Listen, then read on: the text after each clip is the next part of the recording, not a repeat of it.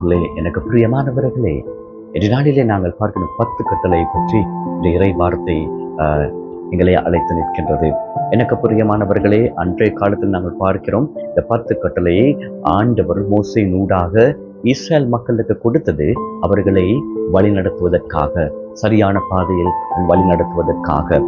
எனவேதான் இந்த சட்ட திட்டங்களிலே காணப்படுகின்றவற்றை நாங்கள் புரிந்து கொள்ள வேண்டும். அதனை புரிந்து உணர்ந்து நாங்கள் எங்களுடைய வாழ்க்கையை கழிக்க வேண்டும். நாங்கள் நாட்டை எடுத்துக்கொண்டால் நாட்டிலே நீதி இருக்கின்றது.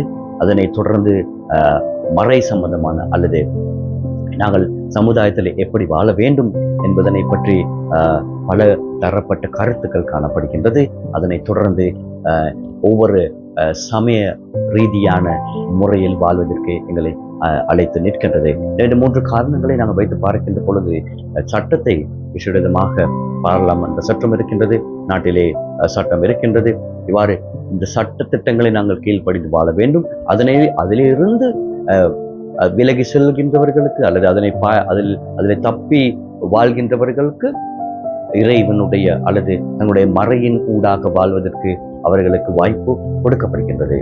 எனவே அப்படி வாழுகின்ற ஒவ்வொருவரும் இந்த சட்டத்திட்டங்களிலே நாங்கள் திருச்சபை எடுத்துக்கொண்டால் திருச்சபையிலே பலவிதமான சட்டத்திட்டங்கள் காணப்படுகின்றது. இந்த பலவிதமான சட்டத்திட்டங்கள் இருப்பது உங்களையும் என்னையும் சரியான பாதையிலே வழிநடத்துவதற்காக, சமூகத்தை சரியான வழியிலே நடத்துவதற்காக. இவ்வாறு சட்டத்திட்டங்கள் இல்லாவிட்டால் சமுதாயம் அல்லது நாங்கள் வாழ்கின்ற வாழ்க்கை சரியாக நாங்கள் வாழ மாட்டோம். இறைவனுடைய ராஜ்யத்திற்கு செல்ல வேண்டுமானால் ஒவ்வொன்று நாங்கள் பின்பற்ற வேண்டும். பவுலடிகளார் சொல்கிறார், இறைவனுடைய ராஜ்யத்தை நீங்கள் கைப்பற்றிக் கொள்ள வேண்டுமானால் நீங்கள் உழைக்க வேண்டும் என்று சொன்னால் நாங்கள் எங்களுடைய வேர்வை இந்த பூமிக்கு சிந்தப்பட வேண்டும். நாங்கள் அப்படி உழைத்து கஷ்டப்பட்டுதான் இறைவனுடைய ராஜ்யத்தை நாங்கள் பற்றிக்கொள்ள முடியும். ஒரே இடத்துல இருந்து கொண்டு நாங்கள் சாப்பிட்டு சந்தோஷமாக இருந்தால் மாத்திரம் போதாது.